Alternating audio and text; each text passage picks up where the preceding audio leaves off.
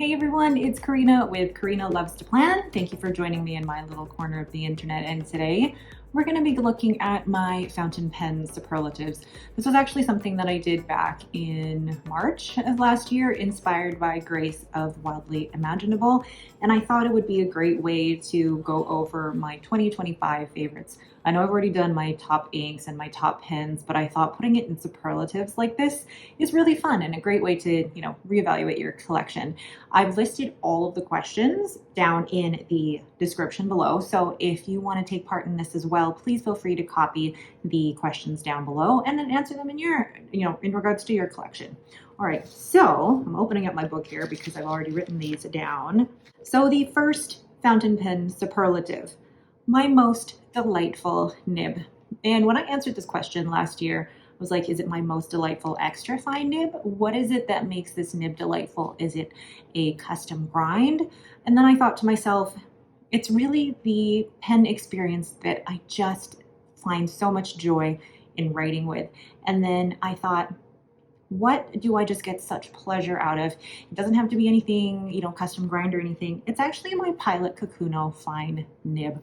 I love this nib, and I've talked about this being one of my favorite steel nibs, but it is really such a delight to write with. I love the smooth, glassy feel of the Pilot steel nib, but also it's got a lovely, cute little happy face on it, so why wouldn't that bring you delight? So my most delightful nib is the Pilot Kakuno steel nib. The second question, which is the most fun pen to use? And I didn't limit this to just the purchases that I made in 2025. I looked at my whole pen collection, and to me, I had to think about what constitutes fun? What defines fun in my collection? Is it the writing experience? Is it the way that it looks? What does it embody? And then I'm like, am I overthinking this? I could be overthinking this. So I just thought, what is just the most fun pen to look at? And it's this Walltown Watts in Glinda. I mean, just look at the way that it sparkles and look at the way that it just embodies fun and celebration, and wasn't actually a pen that I thought I would ever get, but when I have it and I have it in my hand and I write with it, it's just so fun. And it's currently one of my sparkliest pens because, as you can see here, it's just so beautiful and sparkly. Why wouldn't it be my most fun pen? So there we go. My most fun pen to use is my Walltown Watts Glinda because it's so sparkly. The third question here is, what is the pen body that I drool over? And after looking through my collection, and I have to admit there are a lot of pens in my collection that I drool over. They wouldn't be in my collection if I didn't drool over them. But the one that I drool over the most is probably one of the most recent acquisitions. It is my Leonardo Momento Zero Grande 2.0 in Winter Sunrise. And this was a hatch collaboration project with Endless Pens, and the blank was created by Stormwind Blanks for my Winter Sunrise idea or concept. And I just love the brown and pink with the shimmer in here. Why wouldn't you drool over this pen? It's currently inked with Diamine Bah Humbug, but it's just one of my favorite resins to drool over. So once again, the Leonardo Momento Zero Grande 2.0 in Winter Sunrise is the pen that I drool over the most. Number 4, the most coolest pocket pen.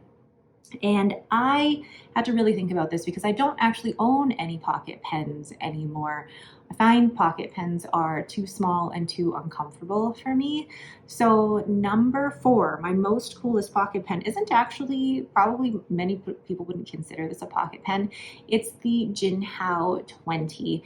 It is smaller than the Jinhao 10. It is lighter than the Jinhao 10, but it's one that I feel comfortable sticking in my pocket or sticking in my purse and then being able to take it out and just write with it. And this one is beautiful. It's got pink, translucent pink with shimmer along with the rose gold. Really fun, but also actually a really, really good writer for the price that it's at. So my most coolest pocket pen is the Jinhao 20, and it's not even really considered a pocket pen, but it is one of my smaller pens. Number 5, my most premium pen. And this was a pen that I purchased on Black Friday. And I don't think I would have paid full price for this. I got this 20% off at Applebaum. It is the Aurora 88 in Mantova. So even with the 20% discount, it is still the most premium or most expensive pen in my collection, even beating out my Pelikan M1000 and Renaissance Brown. But it is a beautiful, beautiful pen. I love the cracked ice resin, but would I spend that much money on another Aurora again? Probably not. That was a lot of money to spend on a pen. I sold a few pens to be able to fund this one, and I feel like I'm spoiling another question here, but was it worth that premium price? We'll see. So my most premium pen to date is the Aurora 88 in Mantova. Now, number 6 is my most dependable pen. And this to me means that it's a pen that I can always consistently rely on. And I chose my Pilot Vanishing Point in the black carbonesque, and this has an extra fine 18K gold nib. I had this tuned and smoothed by Kirk Spear of Pen Realm, and it is now my everyday planner pen. It is always inked with Pilot Iroshizuku Takesumi, and it's one that I'm always just gonna know that it's going to write when I click on it and start writing. No hard starts or anything unless I run out of ink, of course. But it's one of those pens that I know that I can consistently rely on, and that's why I have it as my planner pen. So my most dependable pen this year is my Pilot Vanishing Point with the extra fine nib. Number 7, my smallest pen. And this kind of goes back to my pocket pens. I don't have any pocket pens, so I had to really look through all of my pens to see which one was my smallest, because generally I like bigger fountain pens. They're more comfortable for me. And I normally like grip sections that are at least 10 millimeters in width or higher. So for me, finding a pen that was smaller than that was difficult to find in my collection. But the smallest actually is my Sailor and Hachimanjiya Pro Gear. It's hard to believe that a Sailor Pro Gear is one of the smallest in my collection, but it is. And this Hachimanjiya collaboration is in the Kubo or the Kobuzakura, and this has a fine 18 karat nib. It is stunning. I bought this at the San Francisco Pen Show, and it's just one of those most beautiful, beautiful pens. And for me, it's hard to believe that it's one of my smaller pens, but that kind of gives you a bit of a picture of what my general collection looks like. My pens are generally in the larger size because that's what is most comfortable for my hand. Number 8, the largest pen in my collection. This was down to 3 possibilities. It was either going to be my Pelikan M1000, which is currently on its way to hopefully be repaired, or my Leonardo Momento Zero Grande 2.0, or the Asfine C80, which was a recent purchase actually, and it is my Asfine C80, and this is in the brown glitter. This is a cartridge converter pen with a number 8 size steel nib. Largest pen with a huge nib, and for a really, really great price. If you haven't seen my video for that, just click on the corner link up here, but I highly recommend this pen for the price that it is. It writes really well, and it's one of those pens that you wouldn't expect it to write that well at that price point, but it's such an affordable number 8 steel nib. Highly recommend it. Number 9, my most disappointing pen. Now, it's not disappointing anymore, but it was disappointing when I first purchased it, and that was my Aurora 88 Mantova. When I unboxed it and took it out of the box, I thought it was initially feedback, but the more that I wrote with it, I realized it was scratchy, that the tines were misaligned. It was just not a pleasurable writing experience. So I had to tune and smooth it myself, and I'm glad that I had the materials to be able to do that. But I tuned and smoothed it myself, and it is now a much, much better writer than what it was when I originally purchased it. And it's disappointing because at that price point, you would expect that a pen would write straight out of the box, and I wouldn't need to do any customizing or tuning and smoothing. So that was disappointing for me. It's not a disappointment anymore. It writes really well now, but yeah.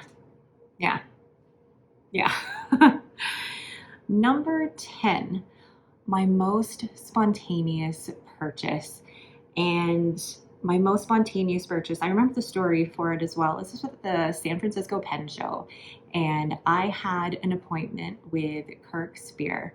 And I remember about 5 minutes before his appointment, I went over to the Hachimanjiya table and purchased the Sailor Hachimanjiya Kubozakura because I knew that Kirk could tune and smooth this for me, because while the feedback on the Sailor is something that many people like, I would rather have it a touch smoother than the feedback that Sailor offers.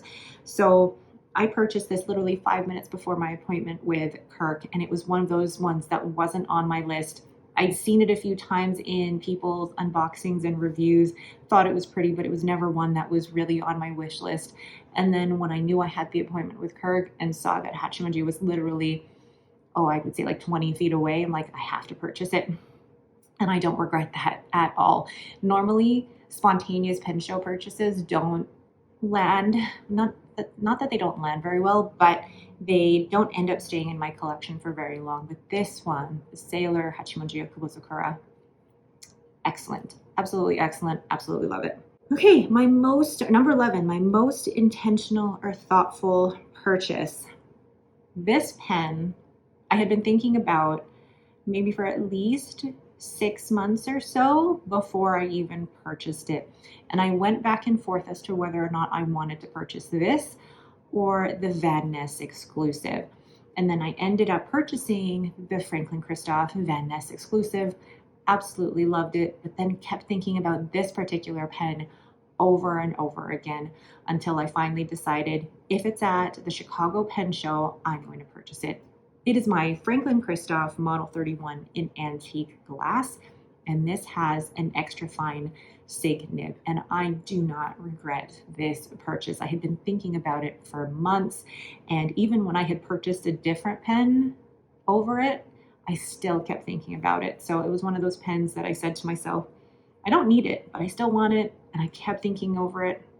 And it was one of those where I thought, I'm going to regret it if I don't have it in my collection. So I decided to purchase it after months of thinking about it, and I do not regret my Franklin Christoph Model 31 in antique glass. All right, my oldest pen, number 12, my oldest pen is actually my Cross Botanica Green Daylily, and this one was given to me by my dad back in, when was it? Christmas 2015. So wow, 10 years ago. Over 10 years ago was the first fountain pen that I ever received, which is now the oldest fountain pen that I have in my collection. This isn't a pen that I keep in writing rotation though, because it is slightly too narrow for me, but this is a pen that I'm never going to give away or sell because it was given to me by my dad. So this one will always sit on my shelf. I'm not going to write with it anymore, but I'm never going to get rid of it either because it's one of those that are really sentimental to me. So my oldest pen, my Cross Botanica Green Daylily. Number 13, my first pen purchase is this Pilot Kakuno in clear. And why do I still own this? Well, this originally came with a fine nib, and since then I've switched out other nibs, like for example, the medium the calligraphy medium that's still in here.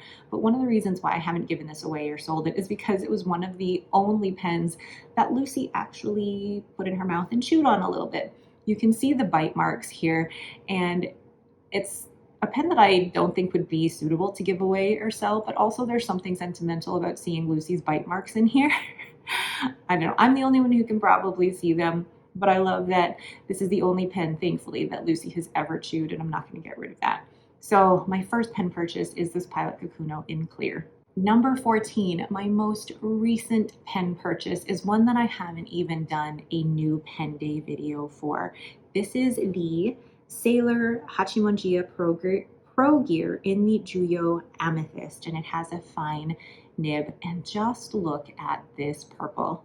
It's stunning. I haven't done a new pen day video yet, so I won't go into too much detail here, but this was my most recent purchase and actually the last purchase that I made in 2025.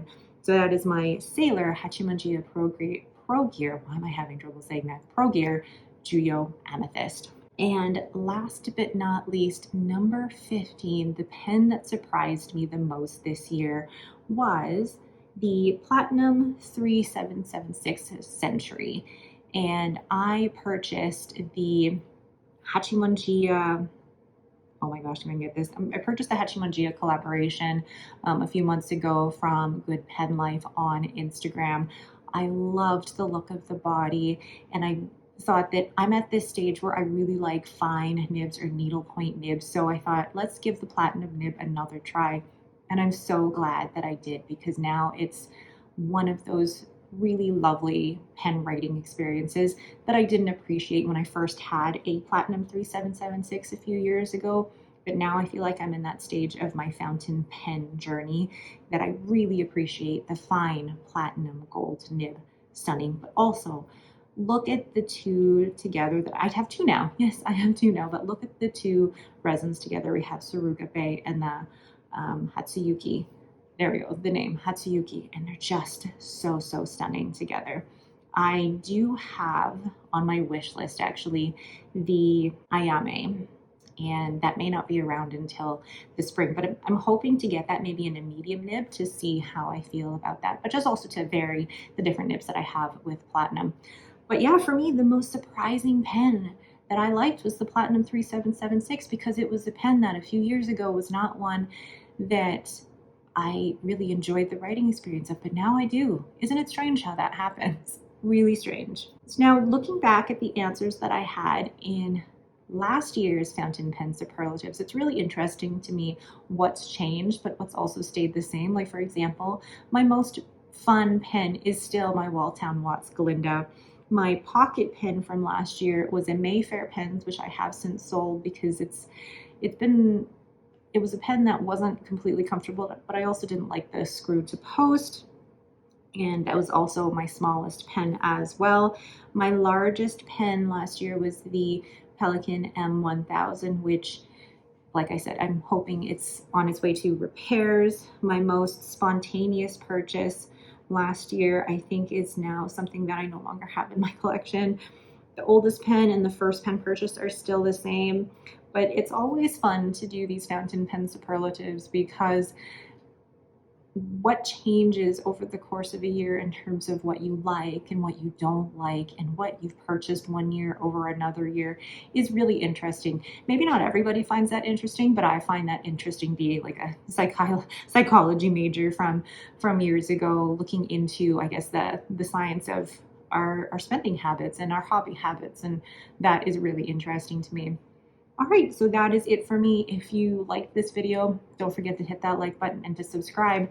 But if you'd like to share your superlatives down in the comments below, please do. Or if you have a YouTube channel, go ahead and do your own superlatives video. I'd love to hear what your 2025 looked like for you. That is it for me again. Thank you so much for watching, and have yourselves a great day.